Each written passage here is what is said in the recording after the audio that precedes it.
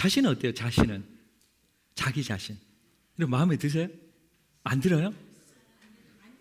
다들 왜 이렇게 마음에 안 들어 하세요, 서로를? 마음에 드는 경우도 있고 안 드는 것도 있고 다 만족할 수는 없지만 어떤 부분은 마음에 들죠. 어떤 부분은 마음에 안 듭니다. 네. 우리가 볼 때도 뭐 옆에 분도 마찬가지로 100% 마음에 든다라고 자기 자신도 그런데 옆에 분에게도 그러지는 못하는 것 같아요. 배우자도 마찬가지고 자녀들도 마찬가지죠. 100%다 마음에 드는 자녀가 있을까요? 없을 거예요, 아마. 아무리 사랑한다 하더라도 조금은 뭔가 마음에 안 드는 구석이 있다. 이것만 좀 고치면 참 좋겠는데 이런 마음들이 누구나에게 있겠죠. 하나님은 우리에게 그러면 나도 내 마음에 잘 안 드는데 하나님은 우리를 보실 때 어떨까? 오늘 신명기 말씀에 이스라엘 백성을 보는 하나님의 관점들에 대해서 우리는 좀 보고자 하는데 하나님께서 이스라엘 보실 때 그냥 이뻤을까요? 그 광야를 지나면서 얼마나 엉뚱한 그러한 얘기들 많이 합니까? 우리가 읽어도 답답하잖아요. 하나님은 어떠실까? 6절에 보면 그런 하나님의 마음과는 좀 달리 이런 표현이 나와요. 6절을 한번 제가 읽어드리면 이렇습니다. 너는 여호와 내 하나님의 성민이라 내 하나님 여호와께서 지상 만민 중에서 너를 자기 기업의 백성으로 택하셨나니. 미리 그럴 줄 알았으면 안 택했으면 더 낫지 않았을까? 막 광야를 지나면서 엄청난 반역을 하죠. 믿음 없는 행동들을 얼마나 많이 합니까? 가나안 들어가면 그럼 나아져요? 안 나아지잖아요. 그런데 하나님께서는 지금 이렇게 표현하는 거예요. 너는 여호와 내 하나님의 성민이라. 여기 나오는 성민이라는 것은요, 그대로 번역하면 거룩한 백성들이란 얘기인데 제가 계속 강조했으니까 이제는 거룩이 뭔지 이제는 알아들으실 것 같아요. 거룩은요, 구별함입니다. 그래서 지금 성민이라는 게 거룩한 사람들로 이렇게 표현되기도 하지만 구별된 사람이라는 거예요. 구별됐다. 이렇게 따로 떼놨다는 거예요. 마음과 행위가 거룩하기 때문이 아니고 하나님이 택하시고 구별하셨기 때문에 성민이라고 하는 것입니다. 나도 내가 내 마음에 안 드는데 내 행위가 마음에 안 드는데 하나님이 보시기엔 그 추적해내면 얼마나 많은 것들이 드러나겠어요. 그런데 하나님이 뭐라고 얘기를 하시냐면 그냥 구별하셨다는 거예요. 구별. 그게 마음에 들기 때문이 아니라 택하시고 구별하셨기 때문에. 7절로 넘어가면 또 이래요. 여호와께서 너희를 기뻐하시고 너희를 택하심은 너희가 다른 민족보다 수요가 많기 때문이 아니니라. 너희는 오히려 모든 민족 중에서 가장 적으니라. 이렇게 되어 있습니다. 이유가 뭐라고 되어 있어요? 다른 민족보다 수요가 많기 때문이 아니다. 오히려 적다. 그럼 적기 때문에 택했다기보다는 어쨌든 많고 적음이 이유가 아니라는 거죠. 우리가 이렇게 생각할 때 수요만인갑다. 아니에요. 여기 표현하는 것은 다른 민족보다 수요가 많다는 그 단지 숫자만 얘기하는 것이 아니라 뭐 더 잘난 점이 있는지 못난 점이 있는지 그 모든 것들을 포함하는 것입니다. 그래서 큰 민족이다, 적은 민족이다 이렇게 표현하는 건데 숫자만을 의미하는 건 아니에요. 그런 의미에서 보면 다른 민족보다 이스라엘 백성들이 더 착했을까요? 아니에요. 인격적으로 더 나은 존재였을까? 아닙니다. 다른 민족보다 더 순종을 잘했을까요? 이러면 어떻게 생각해요? 객관적으로 다른 민족이면 그보다 순종은 덜 하겠다 이러지 않겠어요? 그들만 그런 게 아니라 우리도 마찬가지 아닙니까? 여기 표현대로 한다면 여호와께서 너를 기뻐하시고 너희를 택하심은 네가 다른 사람들보다 잘났기 때문이냐? 착하기 때문이냐? 인격적으로 낫기 때문이냐? 헌신을 많이 하기 때문이냐? 헌금을 많이 하기 때문이냐? 예배 꼬박꼬박 나오기 때문이냐? 아니란 얘기 아니에요? 그 얘기 아니라는 것입니다. 다른 사람보다 더 나은 점이 뭐가 있어요? 물론 이제 집에 가면 있겠죠. 내가 그 사람보다 낫지. 뭐 이런 것들은 있겠지만 하나님 보시기에 뭐가 그렇게 더 잘나서 우리를 선택하셨냐? 그 생각 자체가 이미 다 틀렸다는 얘기 아닙니까? 객관적으로 볼 때 우리가 정말 불신자보다 더 나은 점이 있을까요? 여러분 어떻게 생각하세요? 겸손하려고 하지 마시고 불신자보다 내가 더 나은 점이 예수 믿고 조금 더 양심적일 수는 있죠. 뭐 길거리에 지갑에 이렇게 하나 떨어지는데 지갑에서 한 100불짜리가 10개 정도 삐져나와 있다. 그러면 저걸 주인이 찾으러 올 텐데 양심적으로 그냥 그리스도이니까 나는 그냥 둬야 되겠다든지 뭐 찾아줘야 되겠다든지 하는 것 정도? 그게 얼마나 대단해서 그러지 않은 사람도 천지로 있고 주님 보시기에 객관적으로 볼 때 우리가 이스라엘 백성을 보는 것처럼 정말로 이 땅의 불신자들보다 더 나은 점이 있어서 너를 기뻐하시고 선택했냐? 아니라는 것입니다. 고린도전서 1장 26절에서 29절에 공동체로 모인 자들에 대해서 이렇게 표현해요.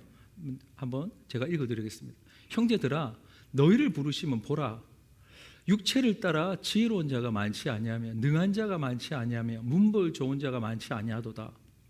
그러나 하나님께서 세상의 미련한 것들을 택하사 지혜 있는 자들을 부끄럽게 하려 하시고 세상의 약한 것들을 택하사 강한 것들을 부끄럽게 하려 하시며 28절 하나님께서 세상의 천한 것들과 멸시받는 것들과 없는 것들을 택하사 있는 것들을 폐하려 하시나니 이는 아무 육체도 하나님 앞에서 자랑하지 못하게 하려 하심이라. 아멘.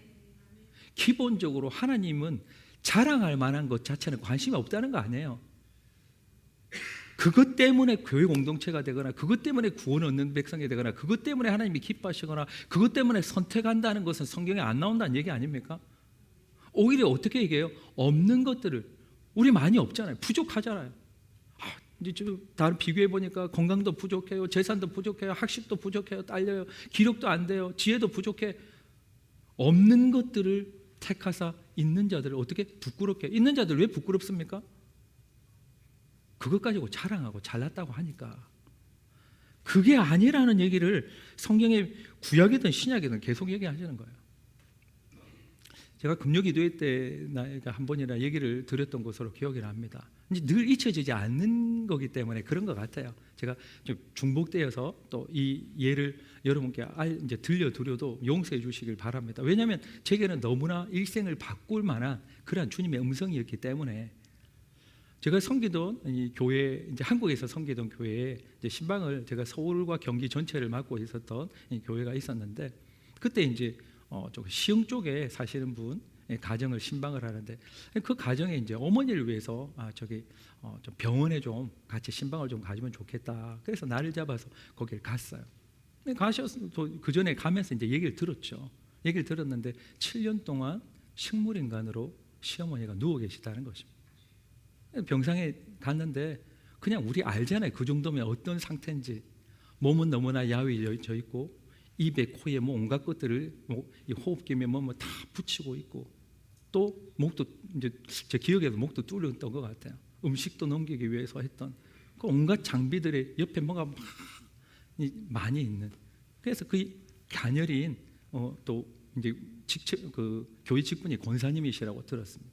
이 권사님이 누워 계신 거예요. 7년이나 식물인간으로 누워 있었다.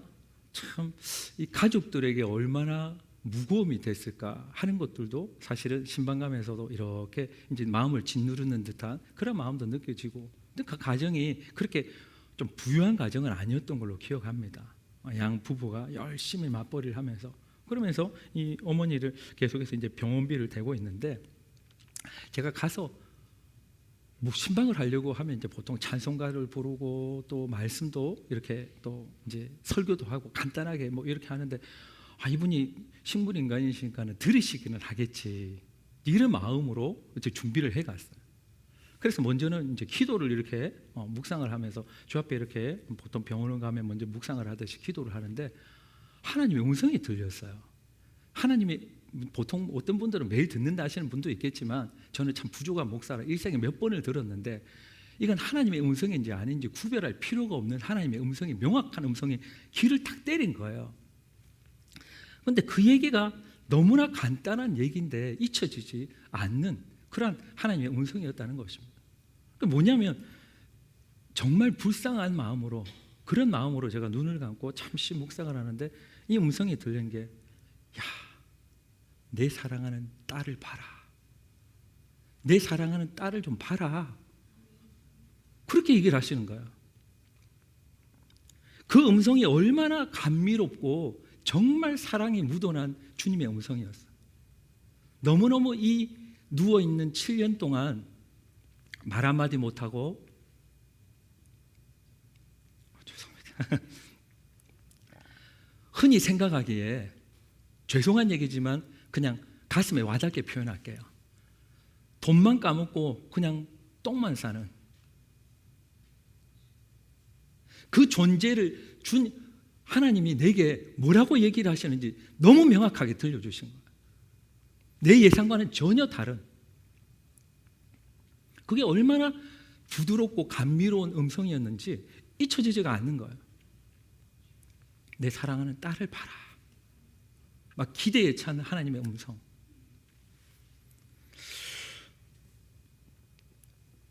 저는 그 생각을 했어요.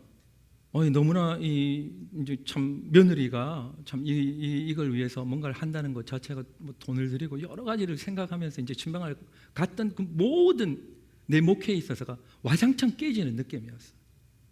왜냐하면 지금까지 그렇게 열심히 살았던 교회를 위해 헌신봉사 막 다 했던 분들을 종종 제가 어쨌든 하나님이 특별한 마음을 주실 때가 있어가지고 이렇게 안수를 하든지 할 때 하나님 마음을 이렇게 불같이 이렇게 밀어 넣어 주시는 경험들을 좀 자주 했는데 단 한 번도 그 음성을 듣지 못했거든요.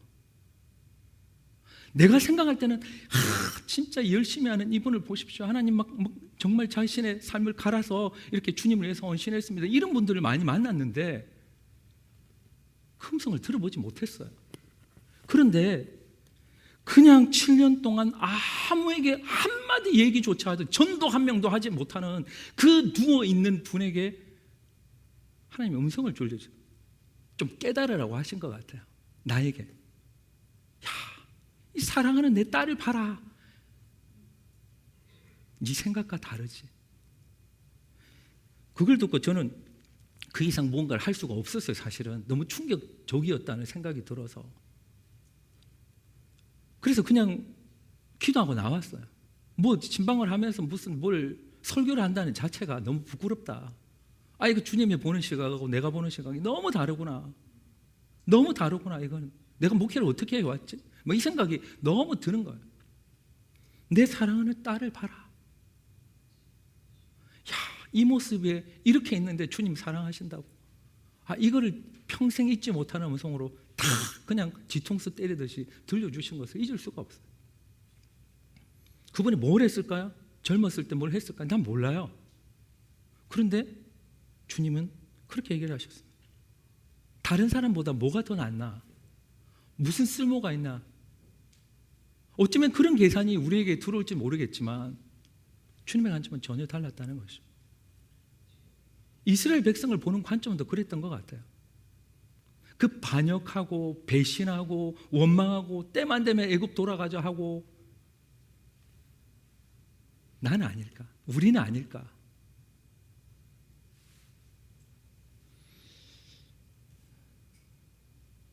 그 이유에 대해서 8절에 이야기하시는 것 같아요. 우리 8절 말씀을 함께 한번 읽어보겠습니다. 시작.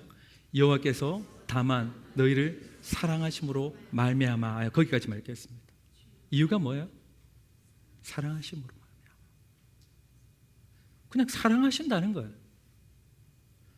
그것으로 말미암아 6절 7절에 성민이 되게 했다. 거룩한 백성으로 구별했다. 성도라 했다. 기뻐하시고 선택하신 이유가 뭐냐? 그냥 사랑하신다. 왜 사랑하시느냐? 이걸 왜 사랑하시는 것 같아요? 제목 오늘 뭐라고 되어 있습니까? 그냥 사랑하니까. 이유를 못 찾겠는 거예요. 우리에게서 이유를 못 찾겠는 거예요. 주님, 나 저 사람보다 조금 더 열심을 내지 않았습니까? 내 헌신을 베드로가 얘기한 것처럼 내가 이걸 버리고 저걸 보고 주를 따랐으니까 얼마나 많은 것들이 있겠습니까? 그게 진짜 이유가 아니라는 거잖아요. 그렇게 구별하신 이유, 기뻐하시고 선택하신 이유가 모르겠다는 거예요. 그냥 사랑하시니까. 나를 왜 선택했을까? 여러분 왜 선택했습니까? 하나님이? 왜 선택하신 것 같아요? 그냥 사랑하시니까. 그 이유가 우리에게는 있지 않다는 것을 발견하게 됩니다. 우리가 아직 죄인 되었을 때. 이유가 뭐예요?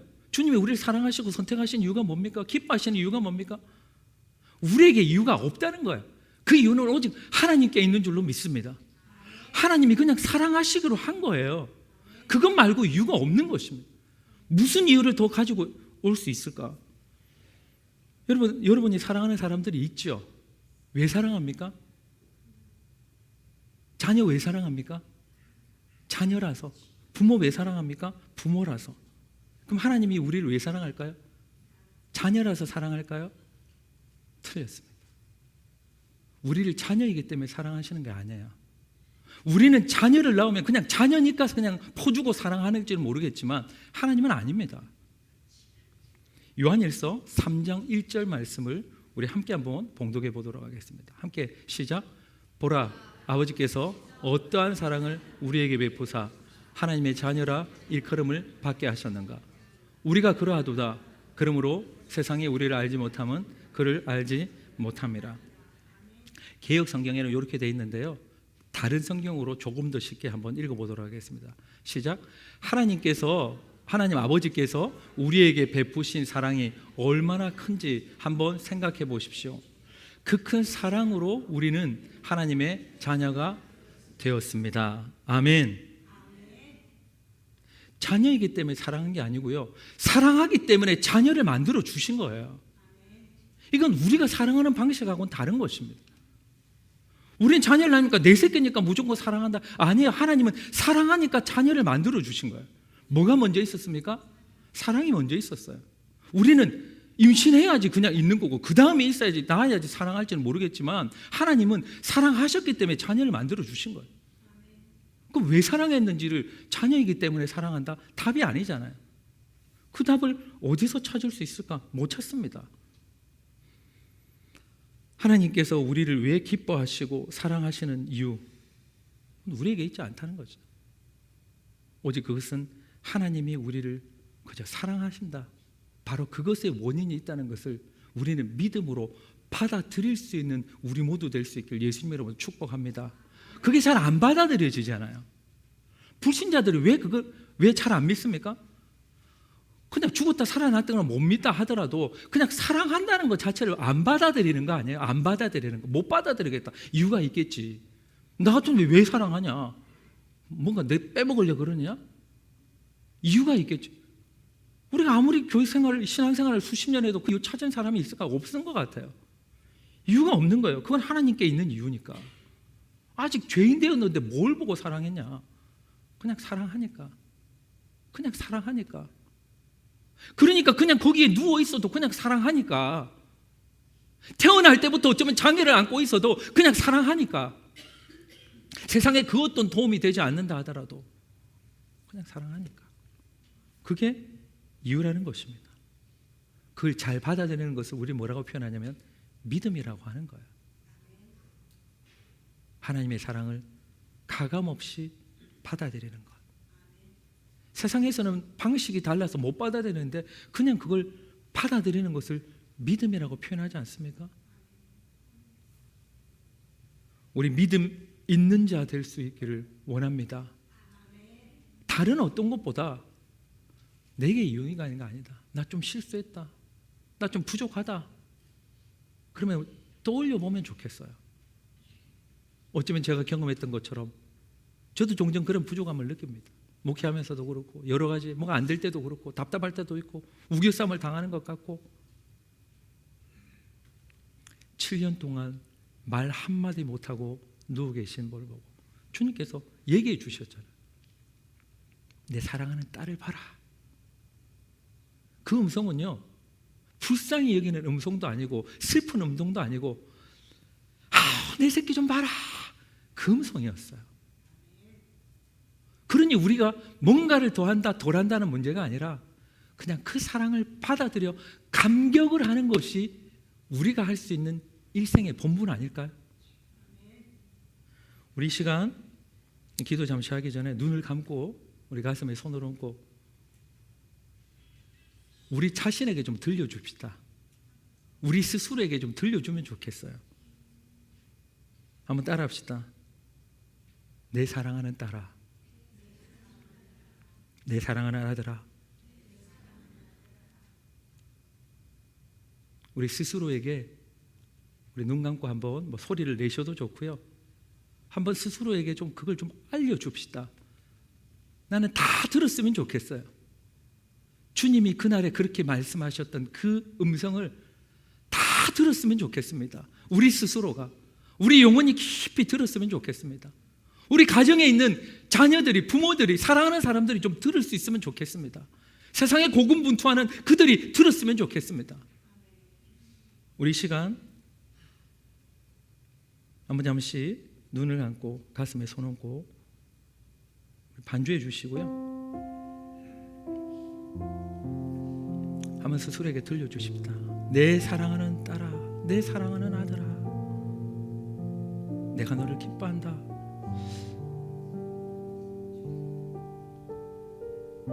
우리 스스로에게 들려주고 하나님 앞에 우리 반응하는 시간으로 우리 기도 시간 잠시 갖도록 하겠습니다. 함께 기도하겠습니다.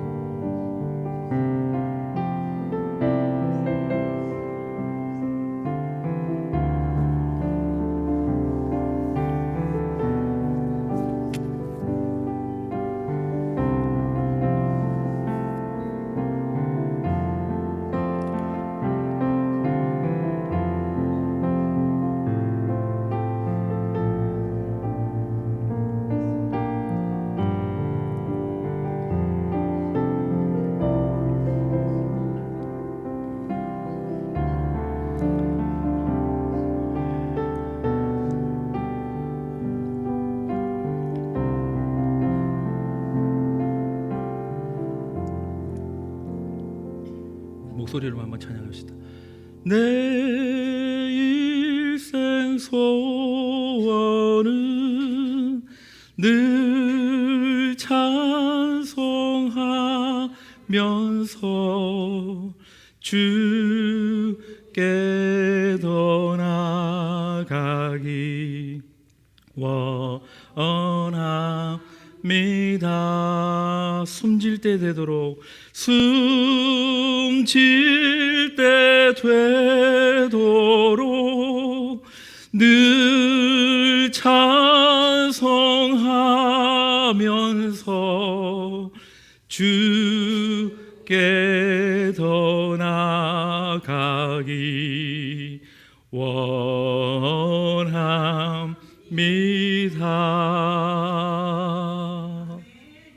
하나님 아버지, 정말 그랬으면 좋겠습니다. 숨질 때 되도록 우리의 일생 소원, 이유를 밝힐 수 없는 그 놀라우신 사랑에 주자 받아들여서 주님 앞으로 더 가까이 나아갈 수 있는 우리 모두 될 수 있도록 도와주시옵소서. 하나님 아버지, 세상에서는 뭔가를 잘해야만, 자격을 갖추어야만 박수치고 하나님 들여보내주고 칭찬하지만 주여, 우리 모습을 봅니다. 그저 우리를 사랑하시기 때문에 목숨 주시고 자녀 삼아 주시고 여전히 별로 한 것도 없는 바로 우리를 기뻐하신다는 주님의 그 놀라운 음성을 믿음으로 받아들일 수 있는 우리 모두 될 수 있도록 도와주시옵소서. 함께 하시 믿고 예수님 이름으로 기도하옵나이다. 아멘.